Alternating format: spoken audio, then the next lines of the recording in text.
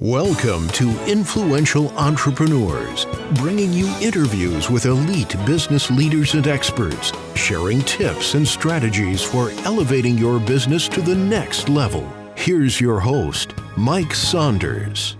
Hello and welcome to this episode of Influential Entrepreneurs. This is Mike Saunders, the Authority Positioning Coach. Today we have with us Bradley Hamner, who's the creator and founder of BlueprintOS. Bradley, welcome to the program. Mike, it's a pleasure to be with you. You know, I always love to comment on like, oh, look, the name of your company is this, or you created this product called that. And it's just really neat to kind of get those first impressions. And I love the word blueprint because I am not an engineer, but I love to follow a process. It's like, if you want me to do something, give me a checklist. I can check off 1, 2, 3. So I'm excited to hear about, the blueprint operating system that you've created. But before we dive into that, give us a little bit of your background and your story and how did you come to create your firm?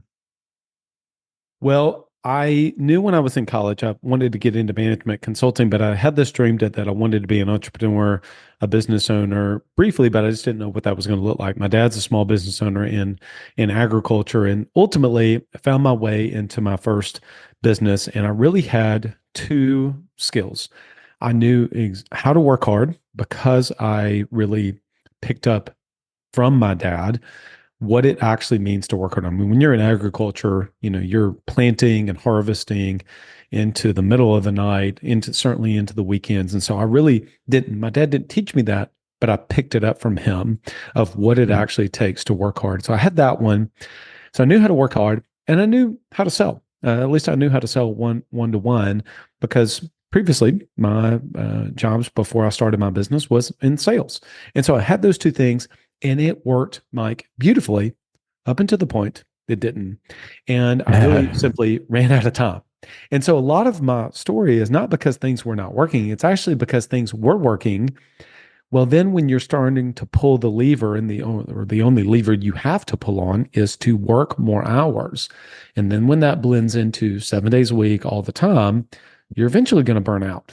And that is exactly simply what happened to me. Fortunately, I could say, the light bulb went off, but it did take some time and I really didn't know what the other options were. As a matter of fact, Mike, I even explored going back into the corporate world. I did not have an offer, but I knew that I could step back into specifically pharmaceuticals, go be a manager. I had 5 years of business experience at that point and could make a couple $100,000 base salary, 401k, company car, and just be fine. So I knew I could go back to that, but I knew I needed to do something different. I just honestly did not know what the different was. I mean, again, if you just know how to sell, you know how to make everything dependent upon you, and you just know how to work hard, you don't really have any other levers to pull until I made my way into Toronto, met an entrepreneur, and we're actually, to be honest with you, at Strategic Coach, doing the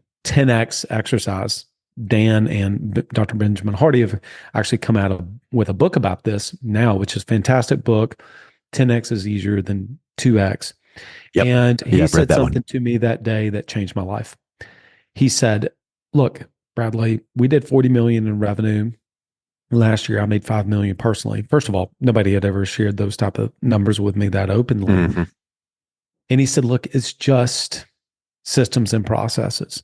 And I probably said something I shouldn't have said at the time, like, man, I am so sick and tired of hearing people say that. And nobody ever shows me what that actually looks like. He said, You know what? I'll show you at lunch. And he did. And that is the moment everything changed. And I think you're exactly right that it sounds so, you hear people in the marketing space and you're like, oh, I sent out one email and I made a gazillion trillion dollars. And it's like, yeah, but you spent 20 years cultivating that email list and providing high value. And then when you do send out that one email, they're ready for it. And it's like what you just experienced is like, oh, look, that operations and systems, but what is it? What does that look like? And when someone pulls back the curtain and you're like, okay, I see what that is now. I see the framework for your business. I'll bet you can apply that same framework to this industry, that industry. And then that comes to be the playbooks that you work in, right? Is that kind of how that started off? Yeah, 100%. I mean, obviously, it didn't have any of the language around that. It was just, Hmm. I saw for the first time what it actually looked like. It was almost like in The Wizard of Oz, they pull back the curtain, and I was like, Yeah. oh, I see. But in this case, instead of it being The Wizard of Oz and it's something small, I actually saw, number one, I saw how beautiful the documents were. Number two, I saw how easy they were to understand. And he said, Bradley, I got my business out of my head. See, up to that point, I mean, look, I'd been in business for a few years. You can't be in business very long without hearing people say, look, you got to have a systems and processes and you got to have a good team. But it was like, okay, great. I understand that. That makes sense. But like, how do you do that? And Mike, Yeah. this is important. See, I got into business, and the reason I didn't want to stay in the corporate world is because I just didn't want to be told what to do. Meaning, what I meant is freedom and flexibility. That's what I wanted. I wanted freedom and Yeah. flexibility and income potential. Yet, as an entrepreneur, I would hear things, systems, process, structure, routine, and I would subconsciously push against that. So Hmm. I started to realize, wait a minute, there's a dilemma that's happening here. I don't want these things, yet the business and my team, especially, was basically silently screaming for it, right? They got to have this.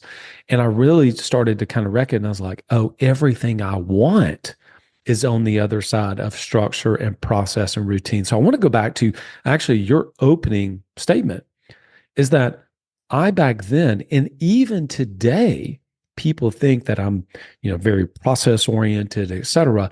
Well, I have learned to be that way, but naturally, I'm an ADD all over the board entrepreneur. And so I'm not naturally that way, but I recognize everything I want is on the other side Yeah. of that. Hmm.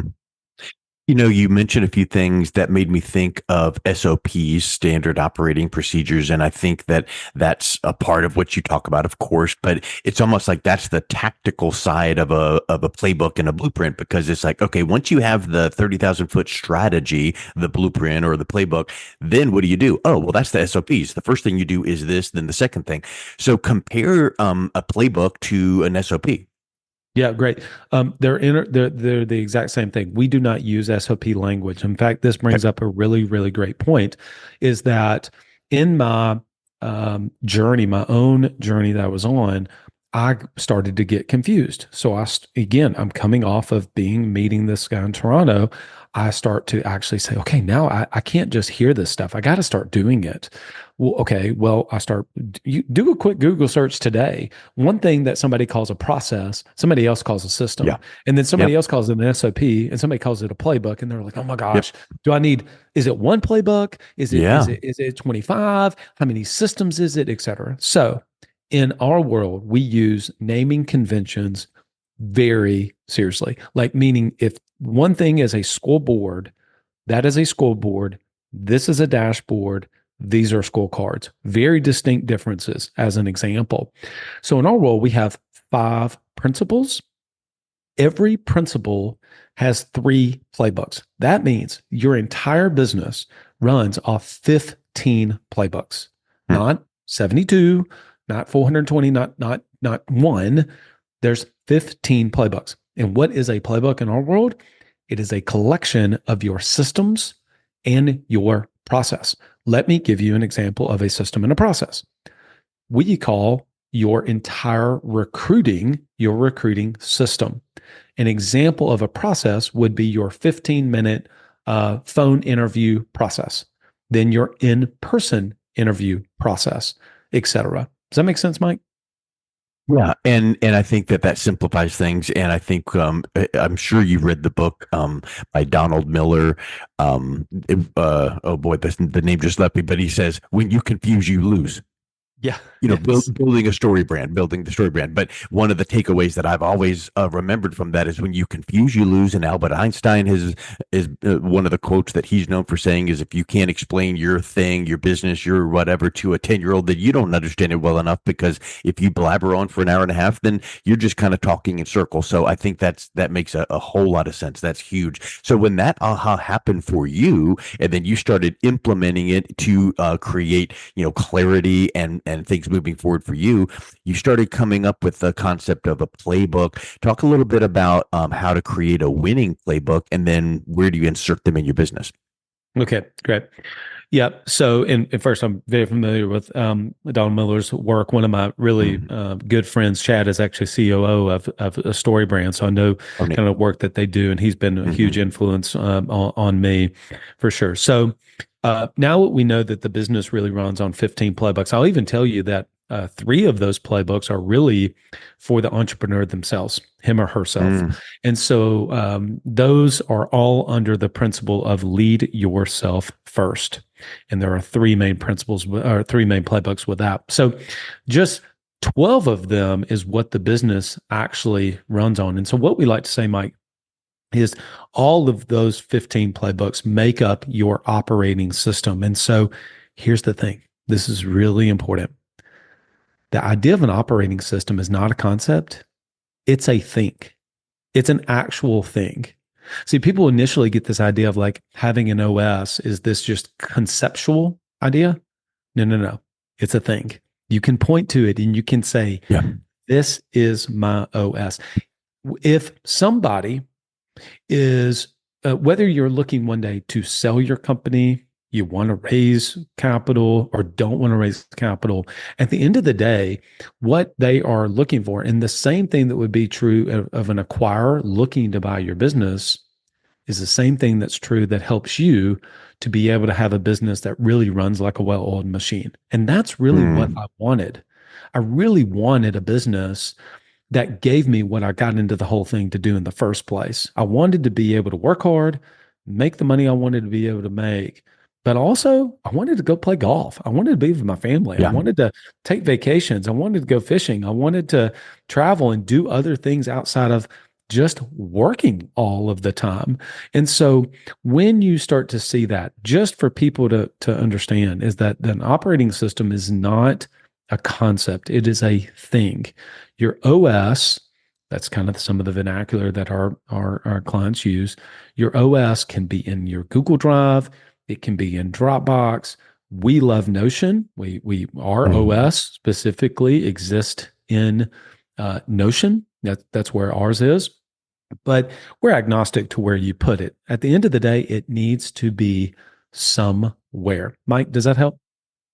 Yep, exactly. And it's something you can point to. And here's one thing that I've said for years and years and years about a marketing plan. You spend 6 months building it, everyone high fives, this is awesome, and then it collects digital dust. So that OS, that blueprint, that playbook needs to be somewhere. It's a thing, but then it needs to have a action plan to review it. However, often, monthly, quarterly, update it. It needs to be something where it's actually implemented, because it reminds me of the old saying, knowledge is power. And people are like, yeah, no, it's not. Knowledge is potential power, and it's only power when you put it into action. So I'm confident that you would agree with that statement as well.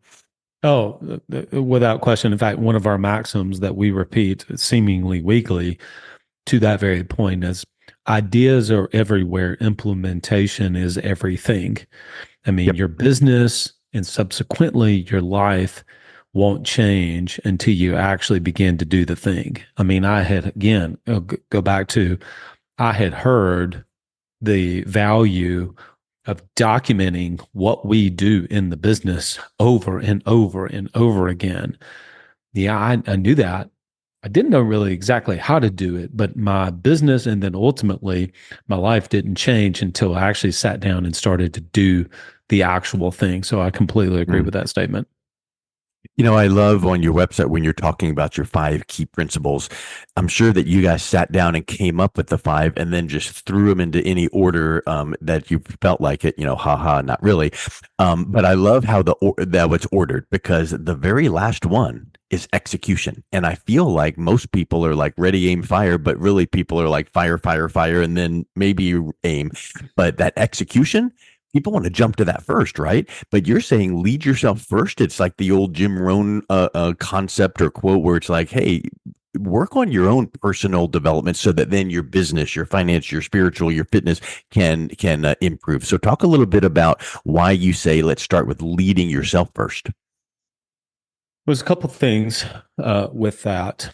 So it's interesting. We can go back to how the principles even came to be, because as I was kind of beginning to pull all of these things together that I had read in books and listening to podcasts and going to conferences, et cetera, all of these things and assets that I had were kind of all over the place. And so I didn't have a way to kind of begin to organize all of these things. But lead yourself first. I really think that, people say, hey, the most important asset in your business is your team. I think the most finite asset in any business is the owner or the entrepreneur's time. Mm.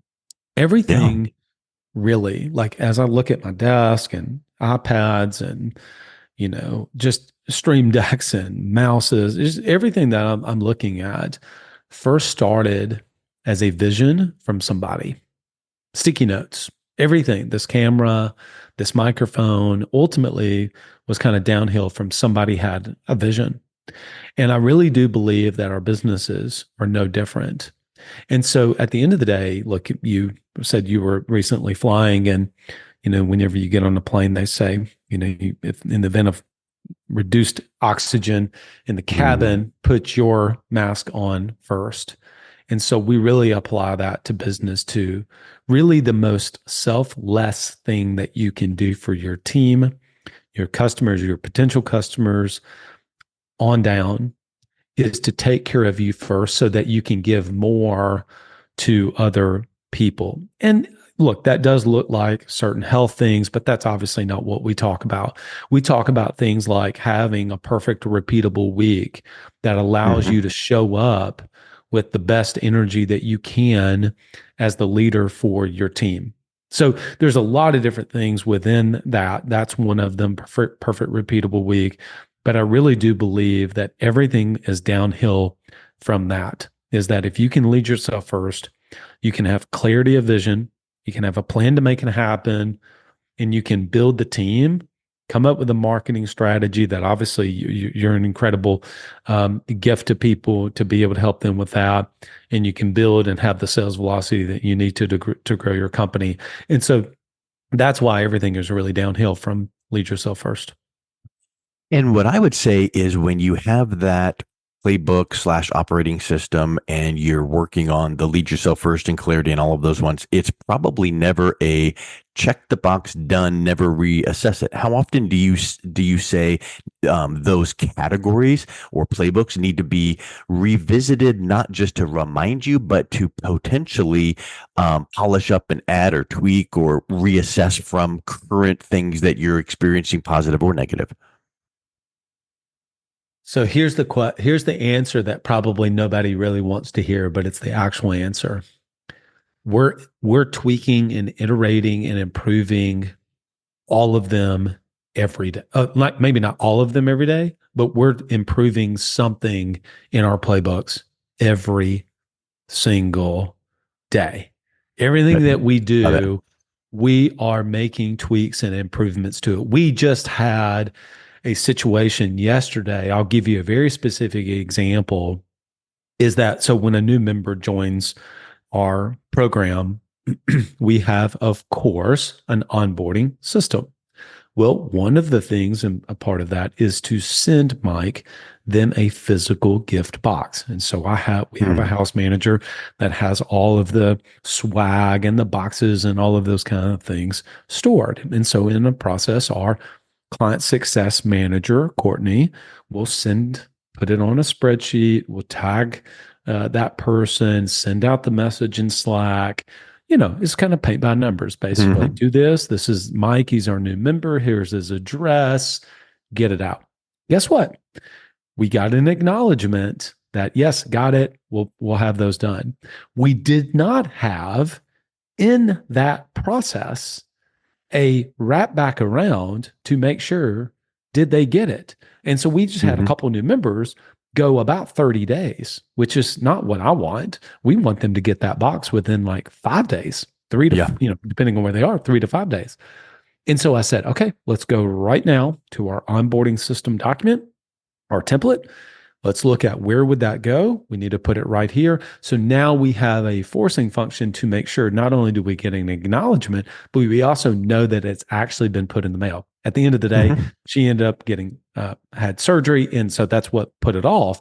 But we could have caught that to make sure that we got that box out a lot sooner. Yeah. So that's just one specific example, because I want to make sure that people get that, hey, we're not perfect, right? We are always making improvements along the way as well. Now, to these new members, did they know whether or not they were getting the box 30 days late? No, but we did.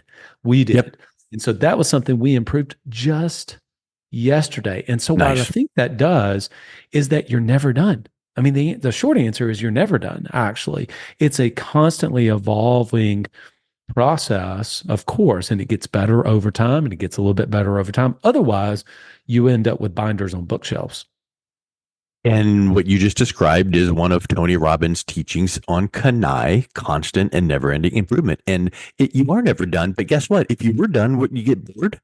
So it's kind of exciting to go, ooh, how can I tweak this and polish that and improve this? And you know what, that box that we send out, why don't we revisit quarterly and make sure maybe we send out a different box sometimes to get a better, who knows what's in the box, but maybe you're always improving. I think that is spectacular. And then when you want to make a change, it's as easy as going into that, sequence of steps and going, oh, right here is when we need to add the tracking number, or maybe we're going to reach out to the person and go, hey, take a picture of you in the box and post it up to social media. Then we know they got it. And then it also gives you some social media proof. So all of that is just spectacular. I just love it. Right. Yep. Bradley, this has been super, super fun and exciting to talk about. So I think this is just really powerful. If you had someone listening to this going, tell me more about this process and the blueprint and the playbooks, how can they learn more and then also reach out to connect with you? Yeah, appreciate that, Mike. So the best place to go is we've got a number of free tools and even some trainings that I've done on those tools. If they just go to BlueprintOS.com/assets, BlueprintOS.com/assets, we've got a number of free things that they can opt into, get some trainings. I do some web classes and some events that are totally free for them to attend, and everything is there on that page. Excellent. Well, Bradley, thank you so much for coming on today. It's been a real pleasure talking with you. I appreciate the opportunity, Mike. Thank you so much. You've been listening to Influential Entrepreneurs with Mike Saunders. To learn more about the resources mentioned on today's show or listen to past episodes, visit www.influentialentrepreneurssradio.com.